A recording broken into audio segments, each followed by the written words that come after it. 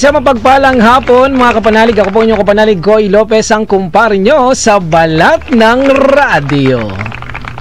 At ako naman po ang inyong lingkod, Camille Mongcal de la Cruz. Magandang hapon po. Ayan, magandang hapon mga kapanalig, kamusta po kayo, no? Ang araw po ngayon ay Sabado, April 27, 2024. At syempre, mamaya po, no, ipapakilala po natin ang ating guest. Ayan, kahit nakikita na siya sa monitor.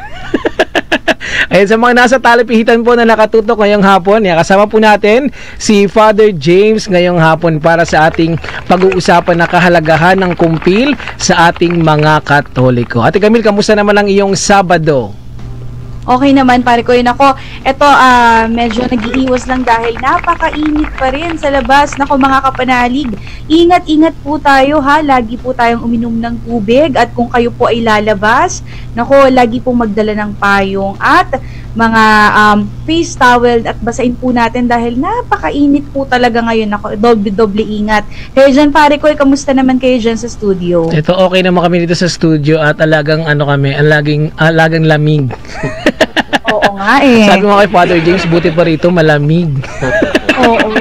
Ayan, but anyway, mga kapanalig, samahan niyo po kami sa aming pambungad na panalangin. Sa panguna po yan ni Father James.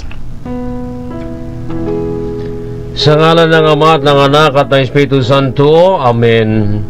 Alleluia, alleluia, alleluia. Purihin ka, o dakilang Diyos, Amang makapangyarihan sa lahat, lumikha ng langit at lupa, at pinagmumula ng aming buhay.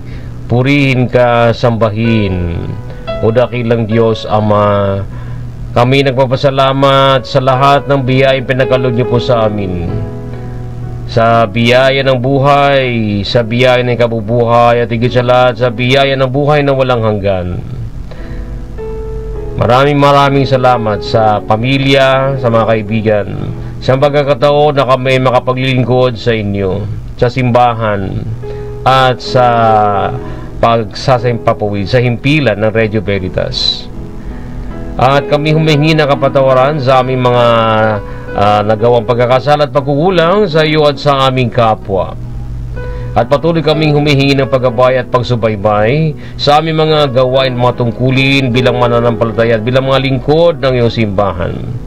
Niratas ko po sa inyo ang lahat ng namumuno sa buong Santa Iglesia, sa pangunguna ni Pope Francis at lahat ng mga kardinal, mga arsobispo, mga obispo, mga pari, mga diakono, mga seminarista at mga katikista, mga religyosa, men and women, the consecrated life, at lahat ng mga leader like ko. Tinatas ko po sa inyo, dakilang Diyos Ama, ang lahat ng mga may sakit, may karamdaman, dalangin ko po ang kanilang kagalingan. Hindi po may mga suliran, may problema sa buhay. Tinatas ko po sa inyo, naway masumpungan nilang solusyon ng kanilang mga suliran at problema at kanilang maranasan ang iyong pagmamahal at pagkalinga. Ang lahat ito ay aking dalangin, Diyos Ama, sa pamamagitan ng iyong anak, ang aming Panginoon Kristo, at nabubuhay kasama mo at ng Espiritu Santo, isang Diyos, magpa sa walang hanggan. Amen. Amen. Sa ngalan ng Ama at ng Anak at ng Espiritu Santo. Amen. Amen. Kapanalig Hour. At opisyal na bumbukas ang ating programa, mga kapanalig, kamusta po kayo? At Ate Camille, kamusta? Oo, pare ko, ito okay lang. At sa ating mga kapanalig na kung magandang hapon po, ano, at syempre magandang hapon din po kay Father James Itolyama, at maraming salamat sa pagpapaunlak niya sa atin na siya ay ating makasama ngayong hapon, ano. Sa ating mga kapanalig naman na nakikinig sa ating Facebook page na DZRV846 at Kapanalig Community, nako magandang hapon po sa inyong lahat, at naway samahan niyo po kami mula alas 3 hanggang alas 4 ng hapon ngayong araw. Ayan, alam mo, sa totoo lang, Pads, ako po'y kinakabahan. Chinachat ko nga po si Camille, dapat andito siya. Tinaman mo yung tsura ko nito, behave na behave. Okay lang, chillax na tayo. Kaya eto ngayon si Sir Sir Alex, tuwan-tuwa kasi hindi ako ganong gumagalaw ngayon. Oo nga. Behave si Pare Koy. Yes. Ayan. Pero bago tayo mag-umpisa, Pare Koy, ano nga ba ang iyong merienda dyan ngayon sa studio? Nako, ang masarap na merienda ngayon kasi tag-init. Nako, mag-mango shake. Nako, natikman nyo na ba yung Wow. yung pwede ba banggitin, yung Jeco's milkshake? Nako, napakasarap nun. Si Father kaya, ano kaya ang Paano kanyang ano bang masarap na merienda? merienda ngayong hapon? Tubig lang. Tubig lang si Father, parang si kami. Parehas tayo, Father. Tubig Water lang. therapy, Tubig therapy. lang tayo ngayon. Sige, palitan ko na lang yung akin. Tubig na rin. Baka mapagalitan tayo ni Padre. Ay, magandang hapon po pala sa ating mga kapanalig na nakatutok po sa ating Veritas TV. Ayan, sa Sky Cable Channel 211 at sa mga nakatutok po sa ating Facebook Live. Ayan, sa mga nakatambay po dyan, huwag niyo pong kalimutan, ibahagi ang ating programa sa inyong mga kaibigan, mga kasamaan sa parokya para at least mapanood nila ang programang ito at ang Kapanalig Hour. At syempre, nako Ate Camille, meron ka bang mga gustong batiin bago tayo mag-umpisa? Father, meron ka po bang gustong i-greet ngayong hapon? Okay, I will take this opportunity sa aking mga parishioners dyan po sa may Santa Cruz Parish, sa Bagumbong Road, Caloocan City, sa may North po yan, okay? Kumusta kayo lahat dyan? Kanina pa ako umaga, wala dyan kasi nandito. Akala ko kasi alas 9, ayun pala yung April 6 episode pala yun, 9 a.m. to 11 a.m. Anyway, so ayan, nakapamasyal tuloy tayo ng SM ng di oras. Medyo nakababad si Padre dito sa station from 8 a.m. to 3 p.m. Alright. Yan po at ang mga ano po natin, mga kapanalig po natin sa Charismatic Renewal, Novaliches. Ganoon din po sa Catholic Association of Lay Preachers of the Philippines, Kalap, no? Okay, at ang mga parishioners natin, ang mga ano natin, mga kapanalig natin diyan sa House of Representatives, no, sa Commission on Audit, no? Okay, yan mga pinapimisahan pa natin. Okay, so sa NGA, okay, NGC, anyway, sa National Government Center. Okay, sige, God bless sa inyo lahat. Ayan, talaga naman busy si Padre, Ate Camille. Oo Kaya nga Pads, maraming salamat. Naku, Hindi pa natatapos ang programa pero kami po ay nagpapasalamat na sa pagbibigay ng pagkakataon na makasama po namin kayo ng live dito sa studio. At eto na nga mga kapanalig, bagay po ang ating pag-uusapan ngayon, kahalagahan ng kumpil sa ating mga Katoliko. At andito po si Father James para magbigay linaw at mapaliwanagan tayo no, kung ano nga bang kahalagahan ng kumpil para sa atin. O Father, itatanong ko na po sa inyo, ano ang sakramento ng kumpil at ano ang kahulugan nito? Okay, ito mga panahong ito, no, ay marami na nag-schedule ng mga confirmations, no, yung sakramento ng kumpil.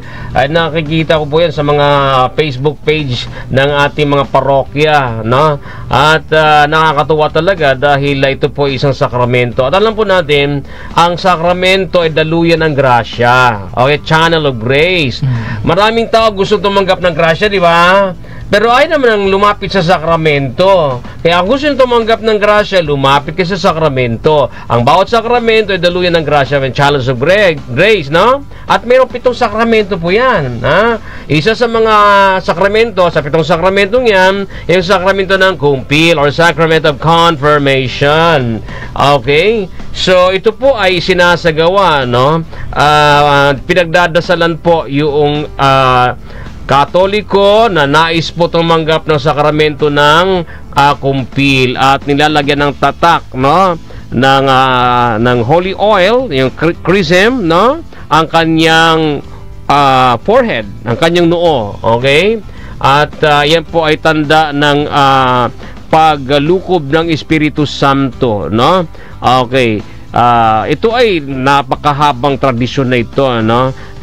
Sinabi ng Panginoong Jesus, so the Spirit of the Lord is upon me, no? Because He has anointed me. Ayan. So, yung yung paglalagay ng chrism oil sa noo ay anointing, no? At ito nga ay kasunod ng binyag. Karamihan sa atin ay nabinyaga ng mga sanggol, kaya mayroong confirmation, no? Ayan, in-invite ako ni Camille na mag-guest dito, tapos kinonfirm niya, para confirm na ba yan? Confirm na totoo na. Parang gano'n yun nabinyagan ka na, sanggol pa. Ngayon, pagdating ng sapat na edad, no, kailangan mong kukumpilan. You receive the sacrament of confirmation, i-confirm i-confirm mo na ikaw ay para kay Kristo at handa mong ipaglaban si Kristo. Ito yung pagiging sundalo We are the soldiers of Christ, no? Pagka tayo po ay nakumpilan. Ganyan po yun, pare Koy. Camille. Yun, Ate Camille. Malinaw ba yung aking explanation? Ang sakramento ng kumpil, no? So, isa lang ito sa 7. 7 nga sakramento kasi yan. Isa lang yung kumpil at ito'y kasunod sa binyag. So, hindi po pwede na may kumpil walang binyag. Dapat may binyag, no? At pwede din naman na magkasunod. Lalo pag adult baptism, pag ang binibinyagan ay matanda na, okay, na may sapat na pag-iisip na, pagkatapos ng binyag, pwedeng isunod yung kumpil. Alright. Otherwise, ang binyag natin na sanggol, meron niyang takdang panahon, may edad na kailangan, pare Koy at Camille. Okay. Ikaw, Ate Camille, meron ka bang itatanong kay Padre? Oo, ito pare Koy. Father, nabanggit po ninyo, no, na meron din pong mga nagpapakumpil na medyo maedad na. Ito po, sino nga ba ang maaaring makatanggap po ng kumpil at gaano po ba ito kahalaga sa atin bilang isang Katoliko? Okay, mahalaga yung kumpil kasi dito tayo pinalalakas Pinalalakas tayo, no, para magampanan natin ang ating tungkulin bilang Kristiyano. No, kaya i-confirm mo talagang totoong-totoo na ito para kay Kristo ako. At yun nga, handa akong isabuhay ang ebanghelyo, handa akong ipaglaban si Kristo, handa akong ipahayag si Kristo. At hindi po ito madali. Kaya kailangan natin ng grasya. At ito yung magagaling sa ating kumpil, no. Ang edad na kukumpilan ay 12 years old, no. Pero sa parokya ko, ginagawa ko 15, tinataasan ko. Kasi yung mga 12 years old, hindi po pumapasa sa exam na binibigay ko. Kasi meron pong examination. Dapat talaga, pag kukumpilan ka, marunong ka ng maninindigan sa iyong pananampalataya. Well, depende po sa, sa parish priest po, no? Pero ako, tinataasan ko para talaga pulido. At saka dapat talagang aral sila. Alam nila ang kahulugan ng kumpil at anong mga obligasyon meron sila. Kasi may mga kumpilan na pero wala, hindi din nagsisimba, hindi sinasaboy ang pananampalataya para bang hindi masyadong maging makahulugan. Maganda rin ito, Pads, no, kasi para at least aware din sila sa sa gagawin at merong, alam mo, may reflection din dun sa examination. Okay. Ayan, kapanalig, no? Marami po tayong gustong itanong kay Father, pero mamaya po yan sa pagbabalik po ng ating programa. At muli po nagbabalik ang ating programa, mga kapanalig. Kamusta po kayo? Kamusta po ang inyong mga tahanan ngayon sa inyong mga area, no? Kamusta po ang inyong kamusta ang panahon sa inyong lugar? Ito, kayo po ba ay init na init ngayong tag-init? 'Di ba, Ate Camille, no? Lalo na diyan sa Caloocan ako yung nakaraan, ang heat index po natin ay 52. Kung hindi ako nagkakamali, kaya sobrang sa init. Sa South South Caloocan. Sa may Grace Park. Sa may West Grace Park. Oo. Yan ang pinaka exact location. Kaya ingat-ingat po tayo, mga kapatid, lalo na sa ating mga senior high school, no? Pero senior citizen pala. Ingat-ingat po tayo. Bati muna tayo, Ate Camille, bago natin balikan si Father James, no? Batiin po muna natin yung mga nakatutok ngayon dito sa ating Facebook page ng DZRV 846. Magandang hapon po kay kapatid Marina Cuesta Dionisio, kay Chug Muto, kay IC Garde. Sabi niya, happy po ako sa guest priest niyo po. Masayahing pari po siya sa 911 program. Ayan. Magandang hapon daw po, Pads. Pinapabati po kayo ni IC Garde. Ayan, magandang hapon po kay kapatid Remedios, Hilario Chan, kay Bernadette Tulaw, kay Sapno, sino pa ba to? Amanda Sagmit, at kay Brother Enteng Samaniego Jr. Ayan. Meron bang mga pagbati sa iyo dyan, Ate Camille? Yes. Ito, magandang hapon, syempre, sa ating mga kapanalig, lalong-lalo na kay Brother Mark Anthony Manangkaya. Nanonood siya ngayon, pare ko. Ay, wow. Kay Tita Amor Mantele. Ayan ang ating letter sender last week. Magandang hapon po sa inyo, Tita Amor. At syempre magandang hapon din kay Brother Warren Gumangan at kay Sister LV Sabigan. At syempre sa ating mga kapanalig na nakikinig, magandang hapon. At batiin ko na rin, pare ko and Father James, ang ating mga kapanalig na nagdiriwang ng kanilang kaarawan ngayong araw na ito. Happy birthday po sa inyong lahat. Ayan, happy birthday po at sana po bigyan po kayo ng siksik, liglig at umaapaw na biyaya. Gusto ko lang din pong batiin ang aking kaibigan ng happy birthday kay April Caceres. Happy birthday at enjoy your day. God bless you. And si Teacher April from Gabriela Silang Elementary School ng Caloocan. Ayan, happy birthday, happy Teacher birthday. April. At balik na po tayo kay Father James. Father James, nako, alam niyo po, Father, sa ating mga Katoliko, minsan ini-skip to itong kumpil.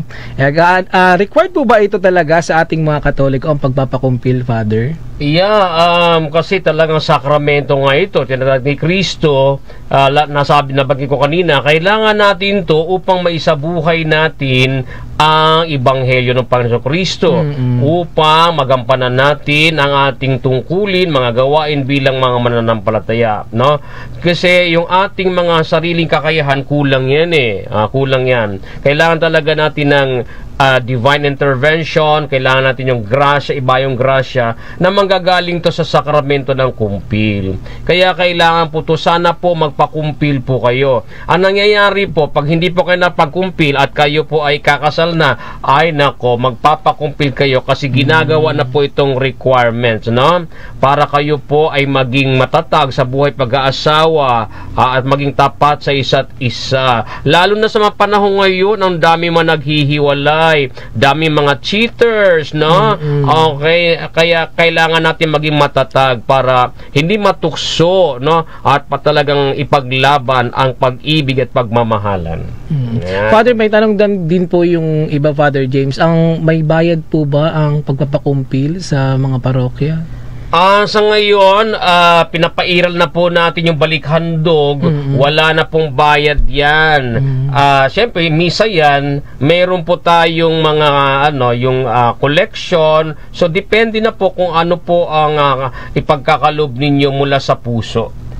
Wala na pong bayad yun Oo. Ayun na mga kapanalig, malinaw po yan. Si Father James na po ang nagsabi, wala po itong bayad. Yun na pong kadalasan ngayon sa mga parokya. Siguro may mga parokya may pang charges. Pero yung certificate parang may charge yun. Di ko alam kung magkano isa charge ng certificate, no? Kung hindi ka kukuha ng certificate, okay lang. No? So, hindi ka tulad dati na talagang may mga naka-fix amount, no? Magpabinyag ka, magpakumpil ka. Pero ngayon, tinatanggal na yan. More of donation lang talaga. Kung magkano ang ipagkakaloob mo. Maganda rin po yan, Father, para at least yung iba hindi rin po nahihiya magpunta sa parokya para magpakumpil.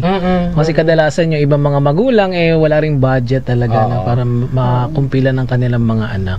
Camille, pare ko, isa sa mga nagiging problema pagka matanda na nahihiya ng magpakumpil kasi makakasabayan niya mga 12 years old, 15 years old. Pag matanda na siya, nakakaya, no? Pero yung iba talaga malakas sa loob, hindi sila nahihiya. Very good, no? Pero ito, yun na nga, kapag mag-aasawa ka, kailangan mo magpakumpil. Kaya meron niya mga special na confirmation schedule na kayo-kayo lang mga ikakasal, no? Usually mga adults na yan. Bali, ang kumpil po, Father, bilang isang Katoliko, ano po ang mga responsibility nito sa atin after po makumpilan?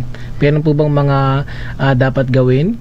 Yun na nga, nabanggit ko kanina na talagang isabuhay ang pananampalataya, no? Okay, ipahayag si Kristo sa salita at gawa, at kung talaga may pagkakataon, ipaglaban si Kristo. Kasi tayo parang nagiging sundalo tayo ni Kristo niyan pagka nakumpil tayo. We become tarang commission officers, no? Sa army of the Lord Jesus Christ, quote unquote, no? Ayan. Eto po, Father, may nagtanong po ano po ba ang mga dapat ihanda or paghandaan bago po mag-undergo po ng kumpil? Good question yan natin. Yes. Ang isa sa mga requirements ay dapat meron ng baptismal certificate. Dapat ay binyagan na. Bago kukumpil ang binyag na yon. Okay? Tapos, may seminar po yan. Kasi talagang dapat malaman ng kukumpilan ang mangyayari sa kanya at yung inaasahan sa kanya ng simbahan. Di ba? So, ano yung mga duties, an obligation niya bilang kumpilan? May seminar po yan at pinapahayag din po yung tinatawag nating fruits of the Holy Spirit, no? Na ito yung tatanggapin ng mga kinukumpilan. Kaya napakahalaga po niyan. Okay?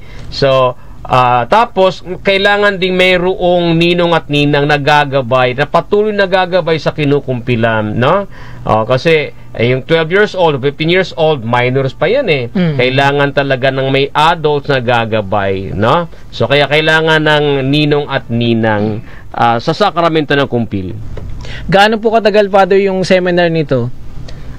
Depende sa mga programa ng mga parokya.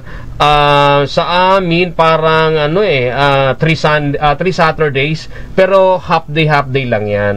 Hindi nga totally half day, parang mga 3 hours every Saturday and 3 Saturdays.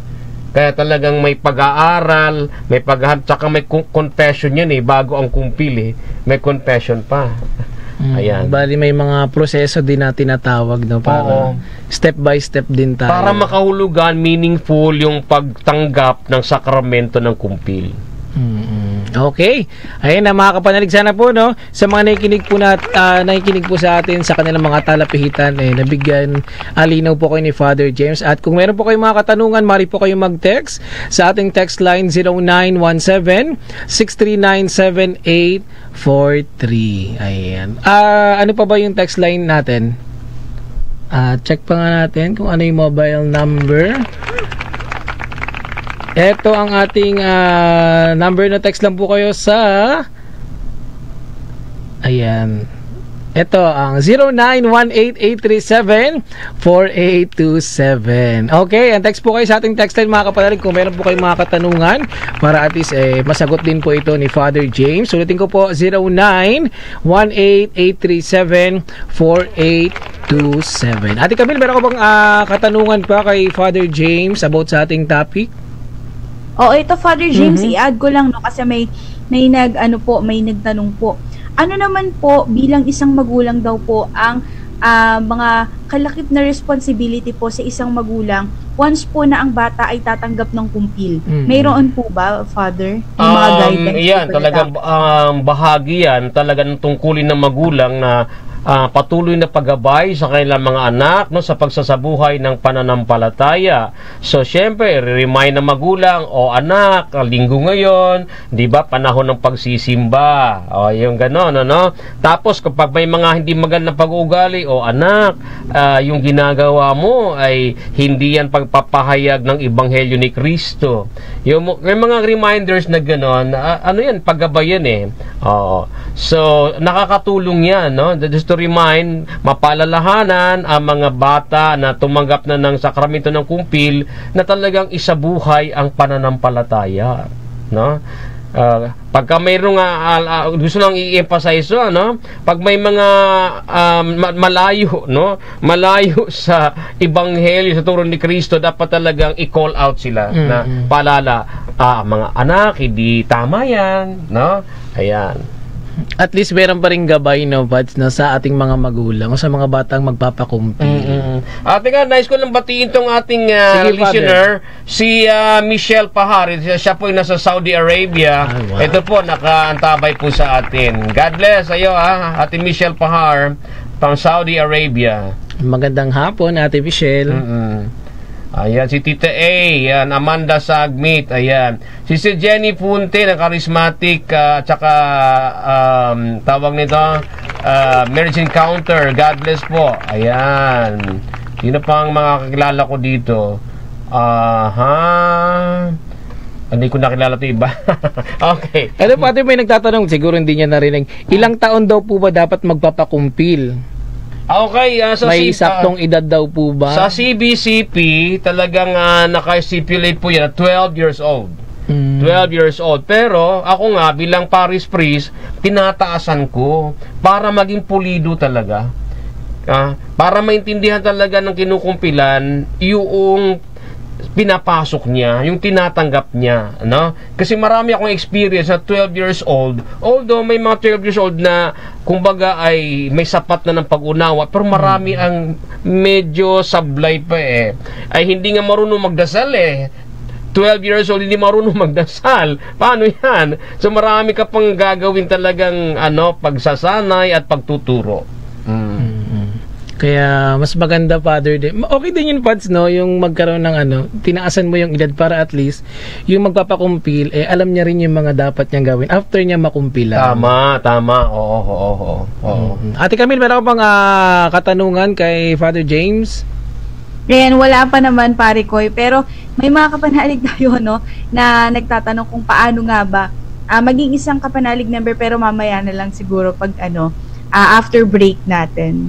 Sige, ipapaliwanag natin yan kasi meron dito, Father, na mga kapanalig na nahihiya din maging member po ng ating kapanalig community. Pero after po ng break po natin, ipapaliwanag po natin yan, isa-isahin po natin, at sa mga kapanalig natin na gusto rin magbigay ng pledge of support, yan, i-discuss din po natin yan mamaya.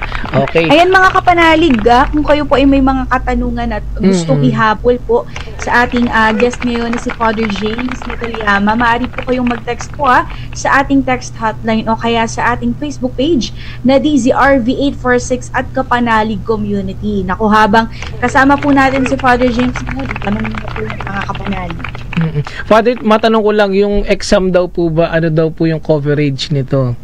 Usually yung tinuturo sa kanila. Depende po talaga yun sa parokya Kung ano yung tinuturo ng mga katikis, yun ay yun ang exam natin. Kung talagang may natutunan ba talaga sila, no? Okay, ano lang naman yun matitiyak mo lang na may natutunan sila, alam nila yung mga importante mga bagay tungkol sa kumpil, anong dapat nilang gawin. Kasi baka mamaya kabahan yung mga kapanalig na nakikinig na, uy, may exam pala. Hindi nyo na kailangan mag-review ng matindi mga kapanalig. Ang madali lang yan. Okay, ayan, alam nyo mga kapanalig, marami pa po kaming gustong itanong kay Father James, pero sa pagbabalik po yan ng ating programa. Panalig Hour! At muli po tayo nagbabalik sa ating programang Kapanalig Hour, at live na live po tayo sa studio dito sa West Avenue, Corner EDSA, Quezon City. At kasama pa rin po natin ngayong hapon si Father James Nitoliama. At syempre si Ate Camille Mungkal. Ate Camille, about dun kanina, no? Di ba sabi mo, i-discuss natin kung paano nga ba maging member ng Kapanalig Community. Paano nga ba, Ate Camille? Yes, pare ko. Eto mga kapanalig, maaari po kayong mag-text sa ating number bilang isang via kapanalig member. Ay, nauutal pa ako. I-text lamang po ang inyong buong pangalan, address, contact number, birthday, civil status at parokya, at isend lamang po sa mga sumusunod na numero. Para sa Smart or TNT subscribers, mag-text lamang po sa 0998-588-3660. Kung kayo naman po ay Globe or TM subscribers, mag-text lamang po sa 0917-6211-902. At kung kayo naman po ay nasa ibang lupalop ng daigdig, kayo ay nasa ibang bansa, maaari po ninyong email ang inyong detalye sa veritaskapanalig@gmail.com. Uulitin ko po i-text lamang po ang inyong buong pangalan, address, contact number, birthday, civil status, parokya, at isend sa mga sumusunod na numero. Kung kayo naman po ay walang data or wala po kayong load, maaari po ninyo itong i-message sa ating Facebook page na Kapanalig Community. Huwag po ninyong iiwan ang inyong detalye sa comment section. I-private message po ninyo ang ating Facebook page na Kapanalig Community. At makaka-receive po kayo ng text message mula sa inyong magiging Kapanalig coordinators para ikumpirma ang inyong detalye. At ito naman kung paano naman po tayo magbibigay ng pledge of support through bank. Ito po ang ating mga detalye, mga kapanalig. Ipa-flash po natin yan sa ating mga screen. Ayan, ito po ang ating account name, DZRV Radio Veritas Foundation Incorporated. Ayan, sa mga nasa talapihitan po ngayon, i-dictate ko po ito sa ating Metro Bank. Ang ating account number, 0763-0762-70210. Sa BDO, 001-630011876. Sa BPI, 0213-325191. At sa PNB naman 105-910-013-091. At sa Union Bank, Ate Camille? Yes, ang ating Union Bank account number ay 0004-8001-9393.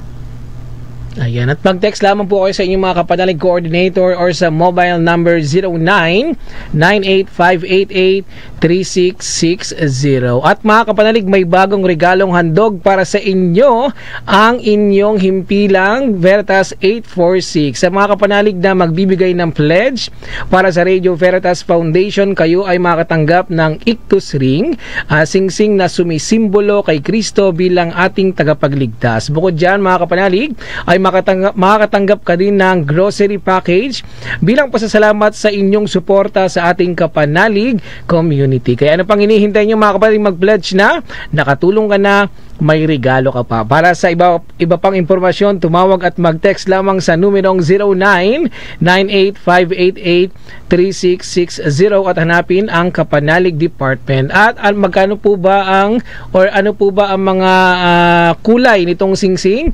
Meron po tayong silver metal at may bronze metal. Ayan, kung kayo po ay mag-pledge ng 1,200 at meron din po pwede rin po kayo magbigay ng or mag-pledge ng 1,500. Kaya naman mga kapanalig, no, malaking tulong po ito sa ating foundation dito sa Veritas. Okay. Ayan, Ate Camille, meron ka bang katanungan pa kay Father bago magtapos ang ating programa? Yes, ito Father, may may humabol na Sa kumpil daw po ba, ilan daw po ba ang maaaring kuning ninong o ninang? Ano yun? Ilan daw po ba ang maaaring kuning ninong at ninang? Siguro 15 pads, no? Okay na. Well, ang pinaka-basic talaga ay one pair, isang ninong, isang ninang. Pero pwedeng magdagdag. Pero ang pinaka-basic talaga, pinaka-requirement ay one ninong, one ninang. Ganon. Okay. Ayan na, wag na sobra-sobra. Baka mamaya kumuha ng 15 pads, no? Kasi baka mamasko din.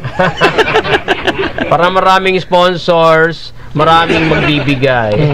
Alam mo na, kapanalig. Ito, last question, Father. No? Ano ang sinisimbolo ng kumpil bilang isang Katoliko?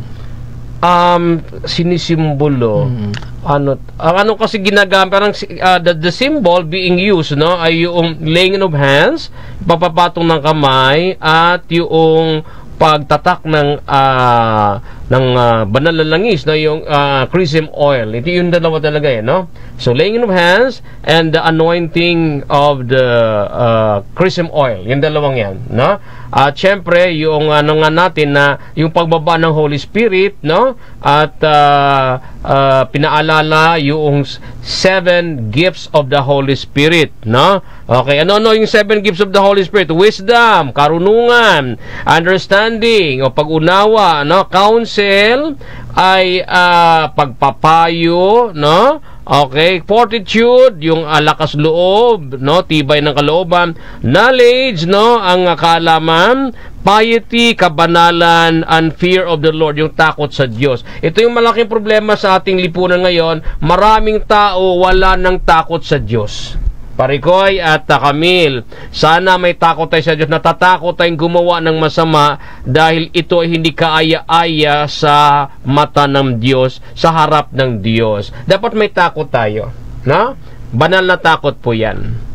Ayan. Amen. Amen, Ito po, Father, may humabol pa po ng Sige, ng katanungan.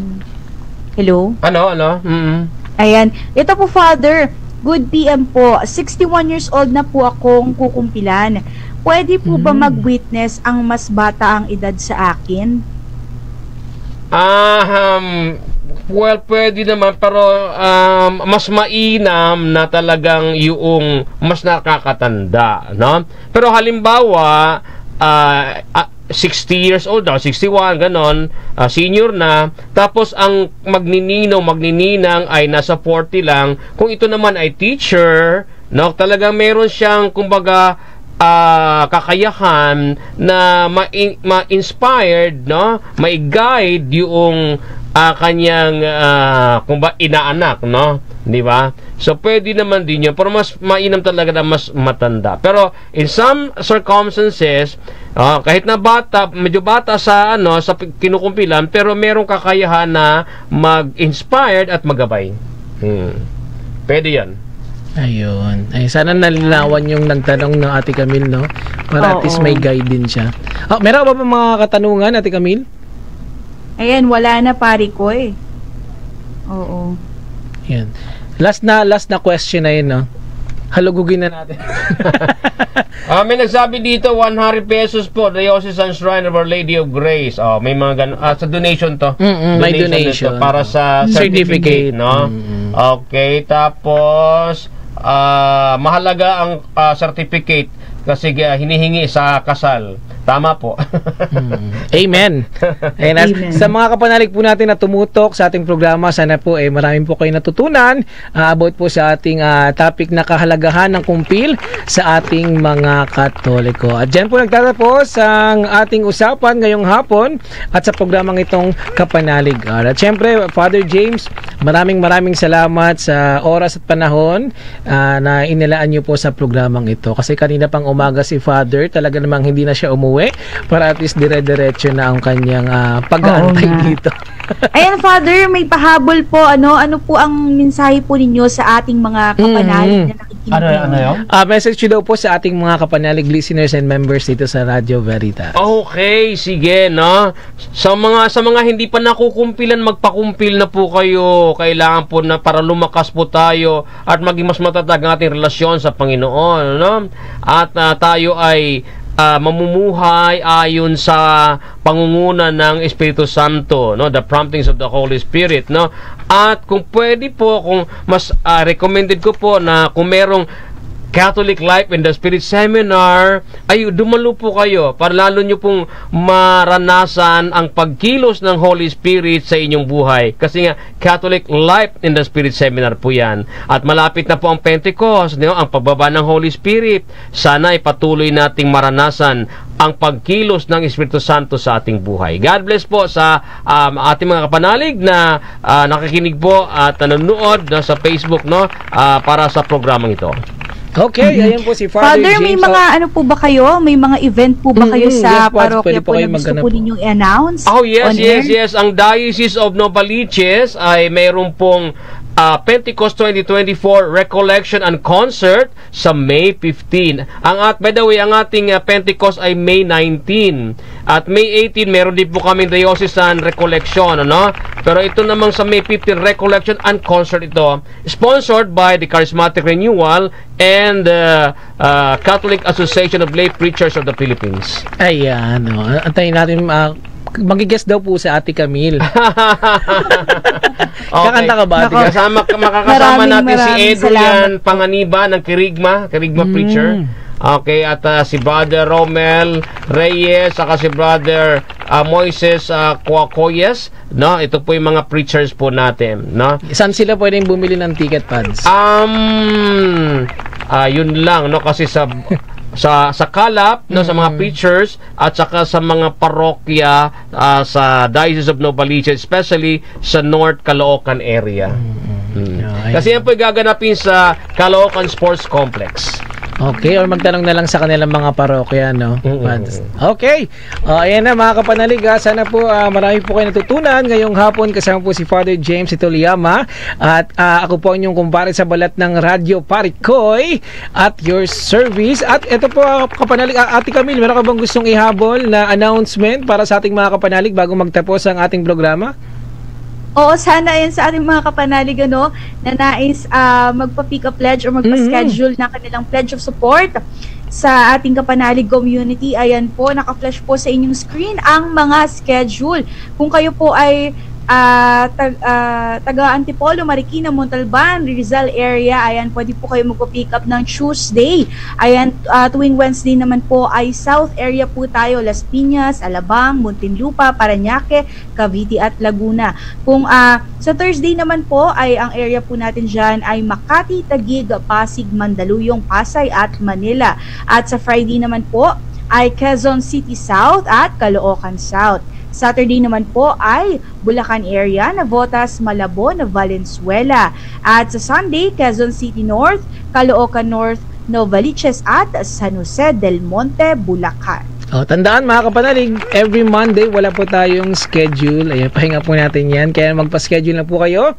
Kung kayo po ay natatakot pa rin lumabas or magbiyahe papuntang stasyon dito sa Veritas at sa mga bangko. Okay? At mag-text po sa 0998-588-3660. Ayan, munti ka na ako magkamali, Ate Camille.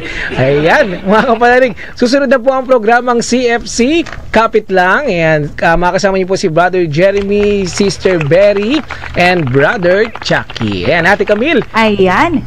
Muli maraming salamat po kay Reverend Father James Tolyama sa pagsama po sa atin ngayong hapon at naway ma-invite pa po namin kayo sa ating mga next activities dito sa Kapanalig Community. Muli kami po ang inyong lingkod. Ako po si Camilo Mongcal de la Cruz. At ako naman po ang inyong kumpare sa balat ng radyo, Pare Koy, at your service. E nagsasabing, hinga lang ng malalim. Ano ba yung tagline natin, Ate Camille? Nakalimutan ko. Ano mang pagsubok ang kinaharap mo, Pare Koy? Hinga lang ng malalim at sabihin, every gising is a blessing. Sumayin nyo ang katotohanan.